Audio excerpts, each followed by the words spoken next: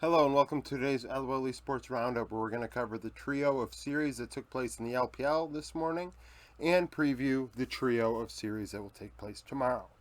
Predictions: I'm 7-4. Yesterday I wrote the wrong record down. I was 5-3 going into today. Went 2-1 on the day. I thought all three teams would 2-0, and this one is the one I got wrong. So we'll start off with Team Wheat and Anyone's Legend. Anyone's Legend are in dire straits. So, Team Wheat, 20th in the power rankings, are now 1-0. Anyone's Legend 0-2. They would win 2-0. Shanks was my MVP. Hope 7-3-13, 31% of damage. Cube 4-1-11 in his Team Wheat 2023 debut. ZQ Yi 7-2-2, 36% of damage for Anyone's Legend. I think the rookie has done quite well. Penta withstanding. Otherwise, I think he's done fine. You'd like him to deal more damage, but at the same time, he is dealing a large sum of Anyone's Legends damage. So I'm not going to really blame him in his passiveness for their struggles. Pin Z looked like crap today. Shanks solo killed him in both matchups. Even in Game 2, in a ranged versus melee matchup, Shanks solo killed Pin Z's Syndra. And, it's unacceptable. Hang, very interesting picks today. Played Nautilus and Rumble. The Rumble early game did dive under turret and die, but I do give Hang some credit for picking two very different champions that we do not see much of in the jungle. Nautilus only a couple times thus far, and Rumble very, very sparingly over the last several months. In terms of elsewhere, I thought Zhao Hao at times had a good series. His Wukong really got them out to an early lead at one point, but kind of just inted it away. Did steal a Baron from Hang, but Hang would steal one back in Game 2. Just not a... to say Anyone's Legend are not like showing up and meeting expectations would be wrong, because frankly I don't have any expectations for this team. I don't think it's very good, but the rookie has performed, so you have to give him some credit. That I thought against Hope and Iwandi he didn't look too bad. There were moments in Game 2 that there were question marks. Iwandi's Blitzcrank being very, very active. Actually, throughout the entire game, I thought in Game 2 specifically, I thought he was the MVP despite Shanks solo killing Pin Z in that one and solo killing him in Game 1. No shocker here. Not a monstrous win. It was an expected win.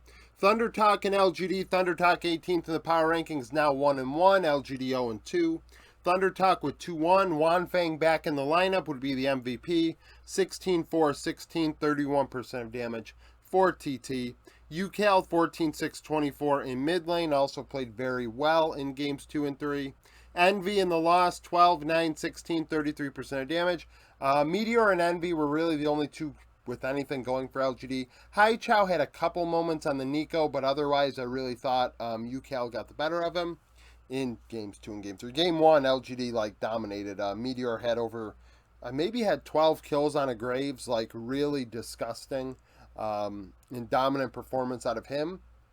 Bechuan really struggling into him. Yuyanja died a ton in this series. I don't know why Yuyanja's playing over Yao Yao, but I think I've kicked that dead horse for a couple months now, and Thunder Talk are just going to continue to make terrible bot lane roster decisions. So, because in Game 3, honestly, they put Yuyanja on Leona, and it reminded me of, I think Yuyanja, no, he didn't play in Spring. Maybe Jin Zhao, ironically enough, on Leona in Spring, just inting his face off when Leona isn't even really meta. And honestly, LGD had a very good chance of winning Game 3 and through it.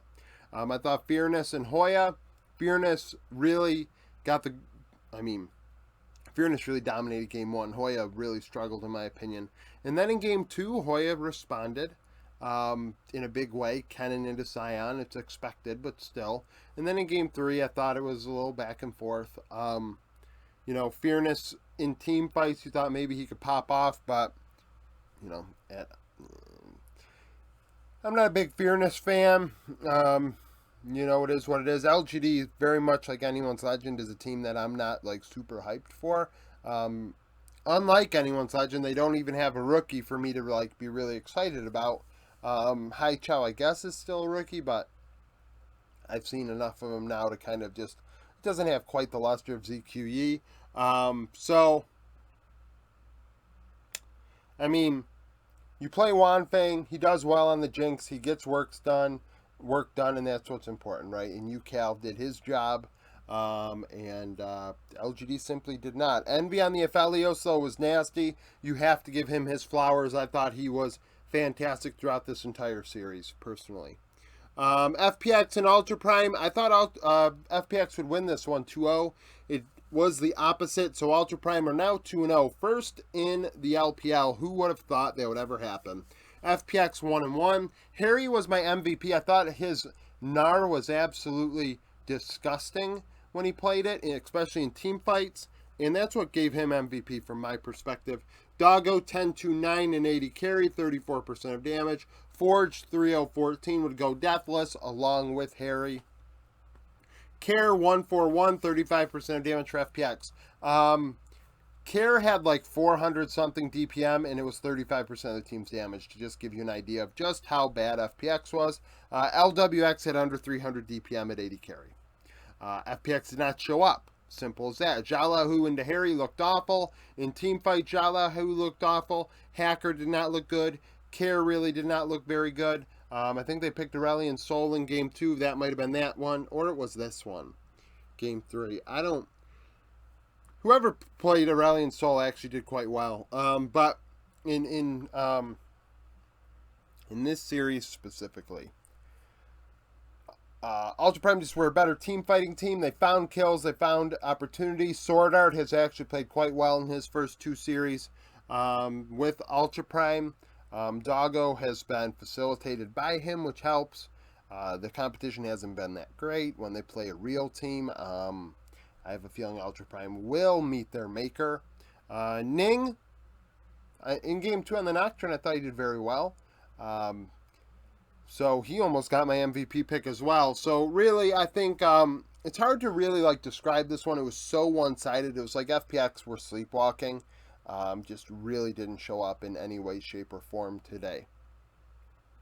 Sneak peek for tomorrow. So 5 of the 6 teams are in my top 25. Ninja in Pajamas and IG. Nip 22nd in the power rankings, 0-1, coming off of a loss to EDG.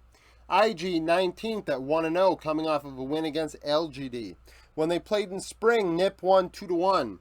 In that series, Nip had Shadow and Dream in jungle and mid lane. Now, obviously, it is Shadow and Angel. For IG, they had Gideon and Dove. Now they have Tianzin and Cryan. So we're comparing top 80 carry support from that one. Invincible, Photic, and Zhu went 28 kills, 13 deaths, 65 assists, 1,367 DPM for 2/3 of the team's damage in that 2-1 victory. YSKM, On, and Wink, 18 kills, 32 deaths, 30 assists, 1,125 DPM, 57%. That mid-jungle duo is a big difference for IG. I think Tianjin is very good. I think he's better than Gideon, frankly. Cryan's probably better than Dove, so IG are better in this one. But we also have to keep in mind, too, Angel is better than Dreams. So, I mean, I think it'll be a close one. There's a reason why they're close to my power rankings. You know, 2 rookie top laners, Invincible and YSKM. How does that go this time around? It's going to be definitely a close series. RNG and LNG. RNG 1-0, coming off of a win against Rare Atom. LNG 3rd in the power rankings at 1-0, coming off of a win against Top. When they played in spring, LNG would win 2-1. The only holdovers from that series are Zika Tarzan and Breathe Way. So RNG had Angel and Tangwan split in that one. So Tangwan is the starter completely going into tomorrow morning. RNG now have LP because LP and Gala swapped these teams, so they're opposite sides. And then RNG brought in Lamau and Ming is unemployed. So the only same players on the same team are Zika, Tarzan, Breathe Wei. So LNG's top side 11-4-21, 731 DPM, 39%. Breathe and Wei, despite dying a lot, 311-7, did have higher DPM at 872, and thus had more damage percentage at 44%. So if they can be as impactful tomorrow compared to LNG's side, we'll see what happens. I do think there is a very big difference between Gala and LP, but this is an interesting, series to have right away in the split. This is I would say a revenge series, but it's really not. I've read rumors and seen rumors that Gala's contract is kind of weird in a way that if RNG make Worlds, Gala becomes a free agent. If LNG make Worlds, Gala becomes a... if LNG make Worlds, Gala can go back to RNG. If LNG don't make Worlds, Gala becomes a free agent. So, like, RNG has first rights to Gala, I guess. It's a restricted free agent situation, a contract prison situation. So, definitely something to look at. Last series, Top Esports, 11th in the power rankings, 0-1, coming off of that loss to LNG. EDG are 8th at 1-0, coming off a win against NIP. In spring, it was 2-1. The same, 9 of the 10 players are holdovers. Top lane is different. Top Esports back with Wayward instead of Ching Tian. So I'm only comparing the stars. Excuse me. JackeyLove 21-7-17, 906 DPM, 34% in that win. Leave went 15-14-12, 686 DPM with only 25%. Leave is going to have to step up tomorrow. Into JackeyLove, into Top Esports. Top Esports are not quite as good as I had hoped they'd be off the rip, but they did play LNG. They didn't play some sus team like EDG did, right? So EDG playing NIP is much different than Top playing LNG. Those 2-1s or 2-0s are not created equally. So I expect that one to be very, very fun. Rookie and Fofo, JJ and Tian, even the top lane of Ale and Wayward.